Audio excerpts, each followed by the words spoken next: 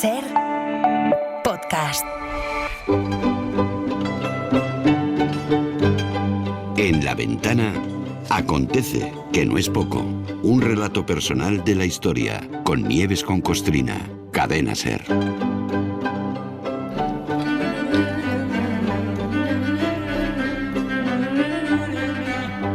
Hola Nieves, buenas tardes. Hola, buenas tardes. ¿Tú sabías que el fútbol y la monarquía tienen algún punto en común? Pues seguro, las dos me encantan. La afición, bueno, seguramente tienen más, pero yo me he fijado en uno hoy. La afición a colocarle apelativos de todo tipo a sus protagonistas. Hay futbolistas tipo Piojo López, el Mono Burgos, y luego hay reyes y emperadores que pasan a la historia, pues yo qué sé, el Hermoso, el Magnánimo. Hoy no hablamos de un rey, sino de un zar, que viene a ser lo mismo o muy parecido, sí, y que se ganó a pulso pasar a la historia como Iván el Terrible, que ya da una pista. Esta tarde en La Ventana, en esta Acontece que no es poco, viajamos al 2 de febrero de 1565. Allí nos vamos para hablar de una muy mala persona. Pero mucho. Sí, la definición además, ya lo has dicho, la lleva en el apellido. Iván el Terrible. Era ruso y siempre aparece en los rankings de los malos de la historia. En los malos de la historia universal y local está Hitler, Stalin, Franco, Ayuso, Pol Pot, Putin, Netanyahu, Videla, Abascal, Pinochet, Leopoldo II, Trump. Pero lo malo de la lista de los malos del mundo es que solo empeora, porque solo se puede ir ampliando. Y resultan curiosos la coincidencia de algunos detalles biográficos del tipo que nos ocupa hoy, Iván el Terrible, con uno de los malos contemporáneos, con Donald Trump. Hicieron cosas parecidas, salvando las distancias, lógicas de 5 siglos, por favor, o sea, que nadie vaya a pasarse de frenada. El pretexto para hablar hoy de malos es que el 2 de febrero de 1565, Iván IV, el primer zar de Rusia, porque fue el que se inventó el cargo, el que empezó a usarlo, pudo volver a Moscú. Y si pudo volver, es que previamente se había ido. A Putin se le conoce como el nuevo zar precisamente porque tiene a Iván el Terrible como referente. Y como los rusos también son muy flojitos de memoria, que no lo vieron venir. No puedo evitar la comparación del eje Rusia-Estados Unidos, pero los estadounidenses y los inmigrantes que ya se creían yanquis están sufriendo ahora a Donald Trump, porque fueron ellos los que le pidieron que volviera. Y cuando volvió dijo, pues ahora os vais a enterar, que sois muy tontos. También fueron los moscovitas los que le pidieron a Iván el Terrible que volviera a Moscú después de haber provocado que se fuera. Y entonces también dijo Iván, pues os vais a enterar también vosotros.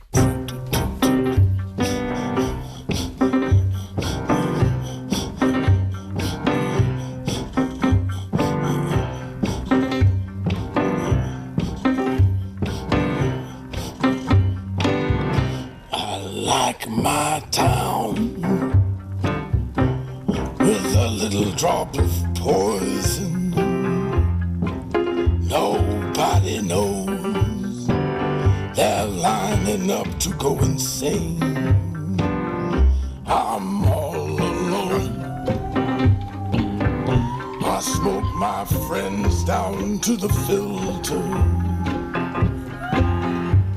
But I feel much cleaner after it rains. Venga, pues vamos a recordar de dónde viene eso del zar, sí, y por qué se autoproclama Iván el Terrible. Sí. Bueno, a ver, zar significa César, pero dicho en eslavo, zar, T-S-A-R, se escribía, jefazus máximo, dicho de otra manera. El jovencito Iván solo era príncipe de Moscú. Lo malo es que era un adolescente pelín desequilibrado, que creció cabreado, que tiraba animales desde las torres del palacio a ver cómo se despanzurraban. Aquí habría que preguntarle a un profesional de la psicología, este es un debate que se oye mucho por ahí, si el malo nace o se hace. Las conductas malvadas pueden ser innatas, pero la mayor parte de las veces se aprende a ser malo. El príncipe Iván, si mira su biografía, bueno, pues tuvo ahí una perfecta mezcla. Nació malo y luego se hizo un máster para ser peor. Creció solo, porque su padre se murió y la madre quedó como regente hasta que la envenenaron. Su hermano era discapacitado psíquico. Los que manejaban Moscú eran una facción de nobles, los temibles boyardos, madre mía, que putearon al chaval lo más grande. Lo utilizaban como figurín, como representante real ante el pueblo, para que el pueblo tuviera alguien ante quien postrarse, pero luego lo maltrataban en privado.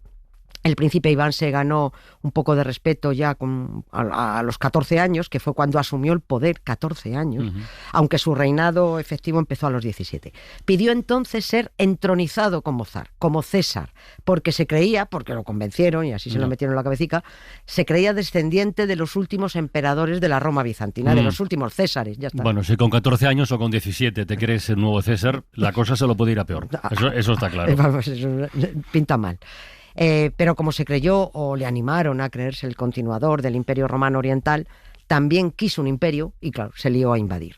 Iván el Terrible fue el que amplió la parcela del Ducado de Moscú, que ya era grande, no es que fuera Moscú solo, fue el que la convirtió en la Gran Rusia. Y si los Césares estuvieron en Roma y luego en Constantinopla sus centros de poder, Moscú tenía que ser la tercera Roma del nuevo César. Y si los emperadores romanos tenían un águila bicéfala como emblema, pues también Iván IV tendría su águila bicéfala, que ahí sigue, el águila sigue en el escudo, ¿no? En el escudo de la actual Rusia está ahí. Toda esta parafernalia imperial venía organizándose desde antes de que entronizaran a Iván IV como zar, pero con este pollino podemos decir que es que ya lo afinaron del todo. Y si en Roma se instaló el gran centro del negocio religioso, también en Moscú debería haber un potente poder religioso aliado con el poder civil. Lo copiaron todo. Hay la Iglesia Ortodoxa rusa, que no son más rancios y medievales porque no pueden. Los cristianos ortodoxos rusos han defendido siempre a muerte a los zares porque el poder lo adquirieron a su sombra y por eso también son aliados de Putin ahora. Pero a lo que vamos es a que, aunque la trayectoria de Iván IV Vasilievich, porque fue hijo de Basilio, me hace mucha gracia a mí los nombres rusos, no iba por buen camino, ocurrió algo que entonces sí hizo que empezaran a llamarle Grozny. Oye, el Grozny, me imagino que traducido es el terrible, ¿no? ¿Y cuál fue? ¿Qué pasó? ¿Cuál fue ese punto de inflexión? En realidad, Grozny significa algo muy más parecido a amenazador, inflexible, severo, pero en castellano da más miedito decir terrible. El punto de inflexión llegó cuando el zar Iván, con 20 y tantos años, ya era malote, pero cayó enfermo, muy grave, para morirse, y exigió a los boyardos, a esos nobles a los que odiaba porque los creía responsables de haber envenenado a su madre, pero con los que había que contar sin más remedio, tenía que contar con ellos. Les pidió a estos, a los boyardos, viéndose morir, que juraran fidelidad a su hijo, que también se llamaba Iván, Iván Ivanovich, se llama Iván, hijo de Iván. Los boyardos se hicieron los longuis porque veían que Iván IV se moría seguro y ellos preferían a otro sucesor y se negaron a jurar fidelidad al hijo. Pero calcularon mal. El zar se vino arriba, no se murió y ahí nació el terrible. Y nació clamando venganza. Empezó asesinando a los patriarcas boyardos y a sus familias y ya no paró ante cualquiera que le provocara desconfianza o que sospechara que se podía levantar en su contra, ya a muerte. Daba igual que fueran funcionarios, nobles, religiosos, plebeyos, daba igual. Su crueldad se cree que era producto además de su desequilibrio. Era un tipo con antecedentes psicológicos inestables y sus descendientes pues fueron algunos igualmente inestables.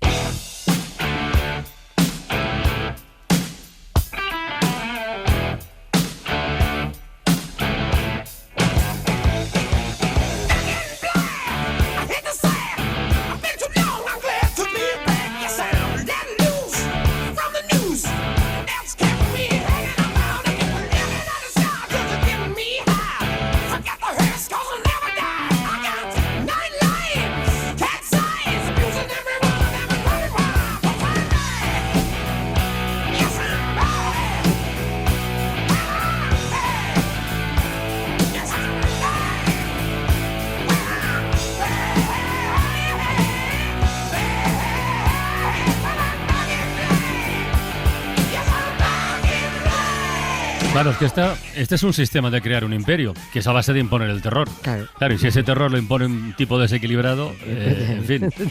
Ponte en lo peor.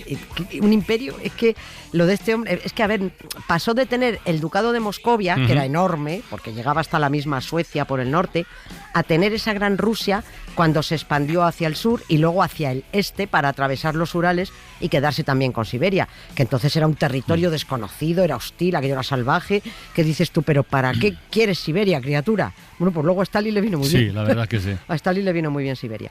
Iván el Terrible utilizó la táctica de aterrorizar para acogotar, paralizar a oponentes.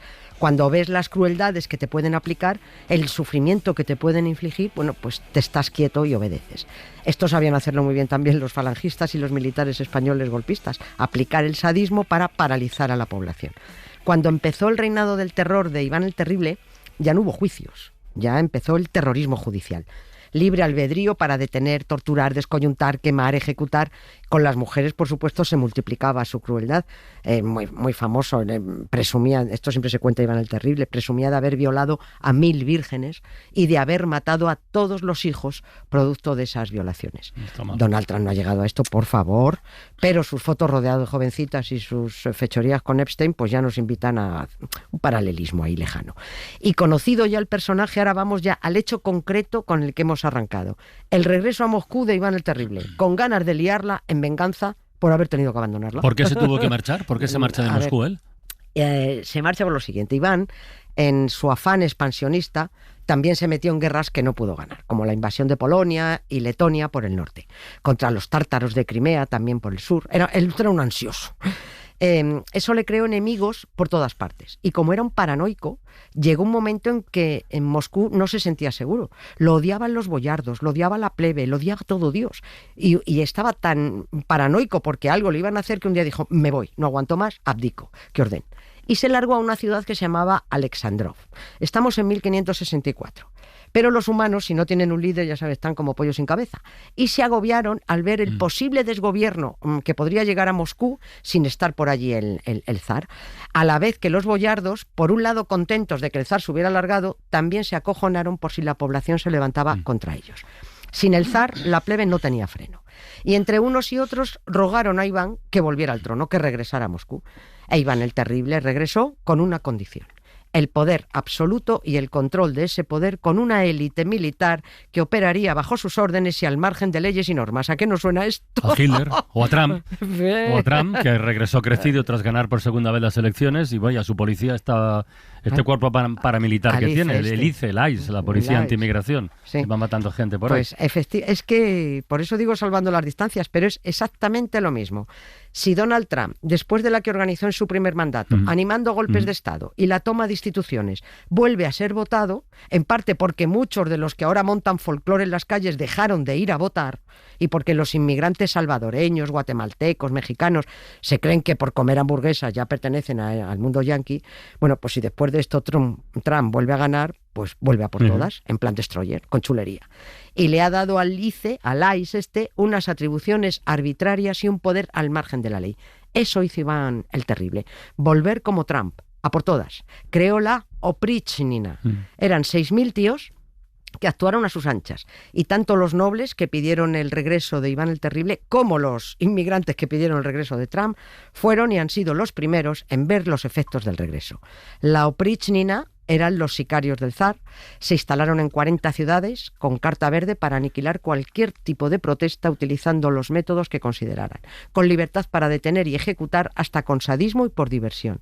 Hay una ciudad, en este caso fue famoso, es famoso, recogen todos los libros, la ciudad de Novgorod, aniquilaron a 60.000 ciudadanos. Les divertía especialmente a los oprichnik, que se llamaban así, cortar cabezas y tirárselas a los familiares. En esta ciudad montaron un tobogán desde una colina hasta el río Voljo y desde allí dejaban caer a sus víctimas mutiladas pero vivas para que se las llevara la corriente.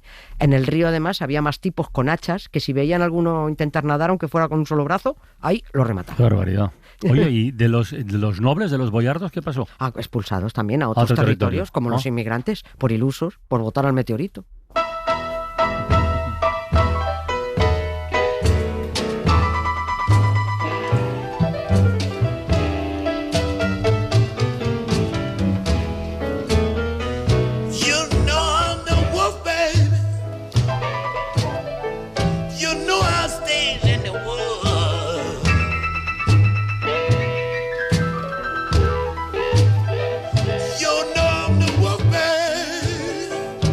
No está mal para comenzar la semana. Iván el Terrible. Terrible comienzo. Mañana más. Venga, Nieves, un beso. Adiós. Gracias. Para no perderte ningún episodio, síguenos en la aplicación o la web de la SER, Podium Podcast o tu plataforma de audio favorita.